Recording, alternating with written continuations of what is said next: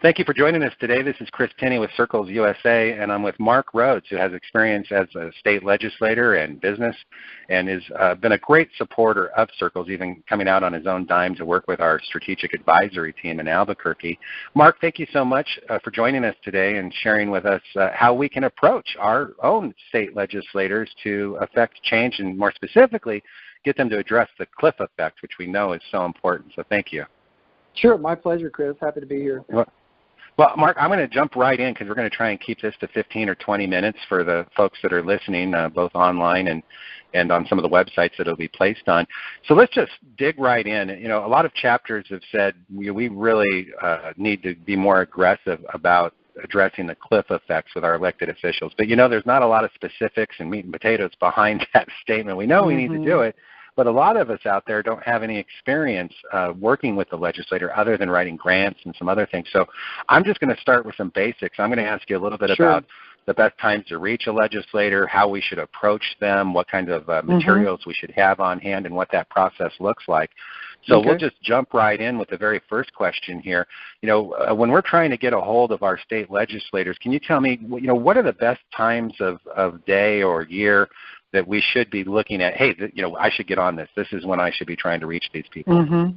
Yeah, you know, it's going to depend on when your legislature meets. So, for example, I'll use the example of Kansas. If you have a legislature that meets all year long, or, you know, during the whole year, it might be a little bit different. But in Kansas, we meet from January to May, and I will tell you that that second week in January is when we start. The second Monday is when we always gavel in and start the process. But things are very slow in that first 3 or 4 weeks especially, and then they kind of, I always say it's like a roller coaster. It kind of click, click, click, you know, going slowly up to the top, and then towards the end when you're having to finish budgets and other bills, and it's very difficult to get people to meet and talk, and they might even meet with you and talk with you, but they're not going to be as focused as if you can get them early on when things are not as busy. And that's going to be true for committee work.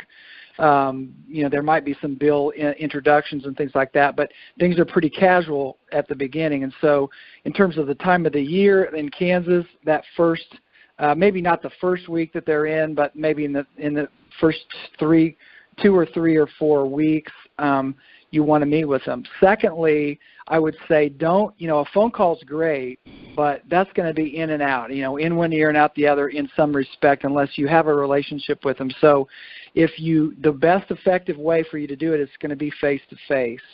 And I'm just going to keep going here, Chris, but I would say you want to do it in the find out what the schedule is like. In Kansas, we have 3 committees typically that every legislator is on unless they're in a leadership position.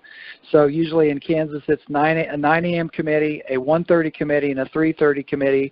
And let's say we meet at 9 o'clock for a committee, and then we go into early on in the session, we'll go in later, like say 11, and we'll only be in for 30 minutes. So, you know, maybe 10:30 might be a good time frame, or right after session might be a good time frame. But you want to limit it to the morning if you can, because I think you're more effective in getting their focus and attention. If it's after lunch and there's 2 more committees in the day and people get tired and that sort of thing. So I think in the morning is ideal for that. And which specific people, I mean, there's obviously their own elected legislator, but you mentioned some committees as well. What groups or people do you think they should start with as they're beginning this strategy? Well, okay, let's say it's the Circles in Olathe, Kansas. I know there's going to be one in Kansas City somewhere, but let's just say there's one starting in Olathe.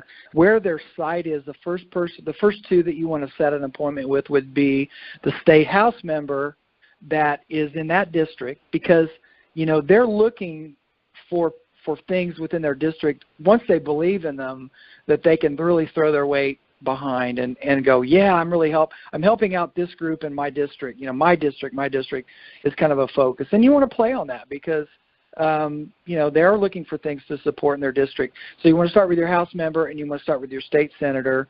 And so you do a morning meeting, you know, with each one of them. If you can get them together, if you could, if you had a relationship or you called up and said, hey, we'd like to do it at the same time to save time for both of you, that'd be fine too.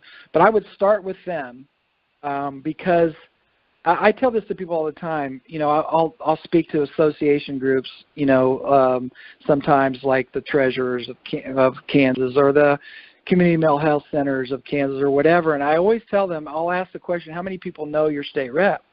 And it's very rare that, just 90% of the hands go up. A lot of people just don't, they're busy with their day-to-day association functions and things, and they just don't go there.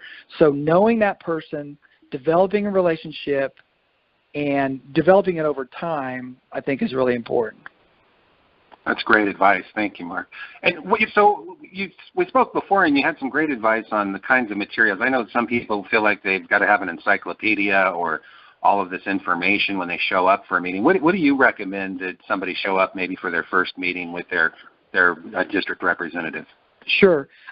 Again, when you call in, ask and tell them that you want, 15 to 20 minutes.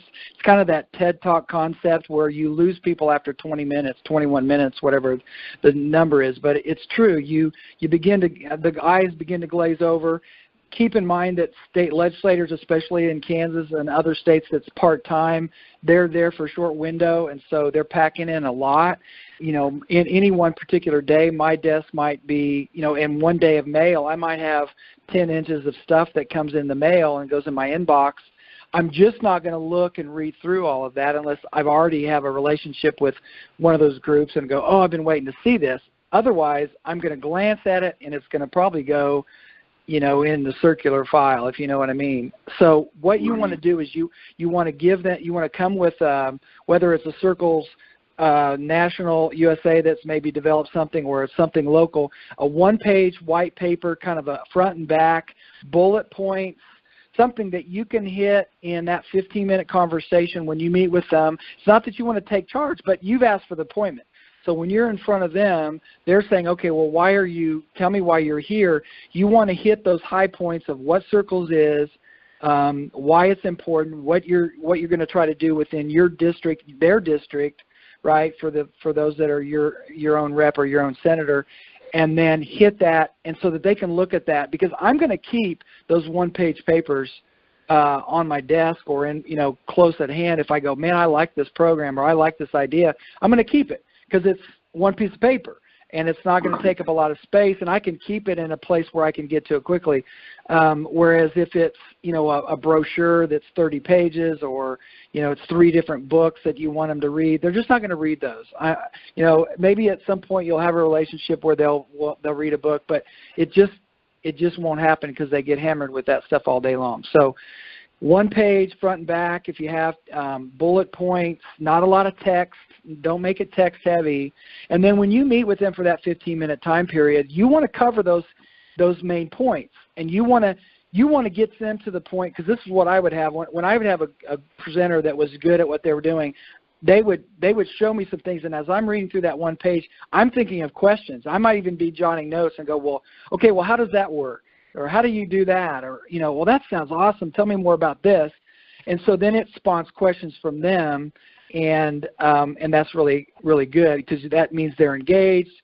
And because you've asked for 15 minutes, because you've given them one piece of paper that doesn't have a ton of text on it that they have to read, or that you can, that's enough time for you to walk them through it, that's super effective.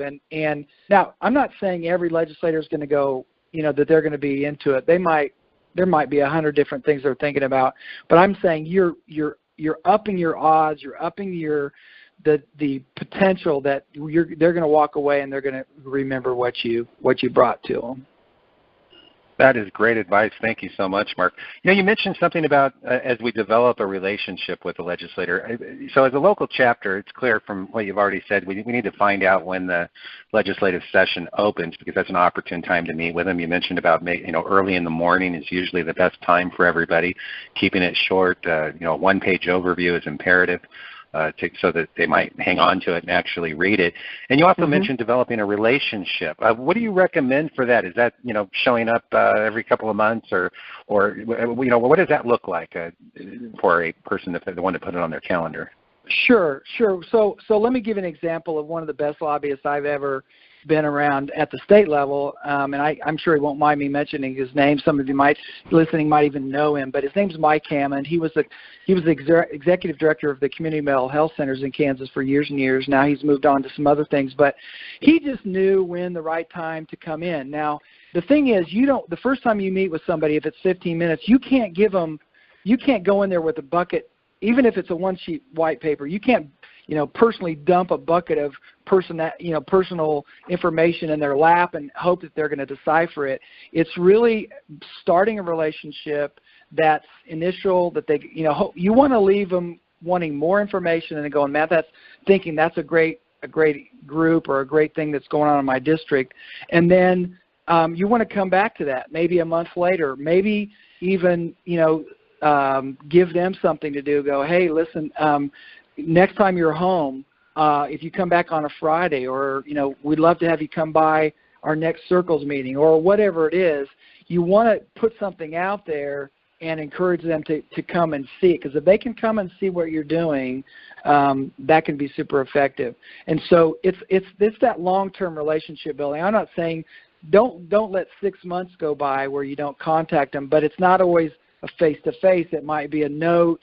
There might be a great article, a one-page, journal article, or something that comes out, or maybe even a circle leader that had a successful, ending to their 18 months, and you've got that written down somewhere, and you can send them a copy of that with a little handwritten note. Hey, just wanted to stay in touch with you. These type of back and forth of relationship building is really what's going to do it, because it's going to keep it in front of them. And that's how they start to remember who you are, what you're doing, and it kind of drowns out, maybe kind of surfaces to the top of the list in terms of some of the things that are going on in your district that are more important. Well, that's great. Thank you so much. We're talking to Marc Rhoades, who is a state legislator and also has a business background, helping us in Circles learn how we can affect the timeline. Marc, I'm going to take your advice and keep this to 15 or 20 minutes for our listeners so that they do digest it and take it to heart. Is there anything else you'd like to add before we end our conversation? I guess the biggest thing is to have a measured expectations. If you don't have a relationship with your legislator, just to see it as see it as a marathon and not a sprint. And develop, while you're doing your work in your local district and Circles and stuff, begin to develop those relationships. Less is more many times, in terms of, because if you come on too strong, it might be a negative. You don't want any kind of a negative, but just kind of build upon it the next time you see them, or send them a note, build upon that relationship. And that's the way you do that. And who knows where it can go from there.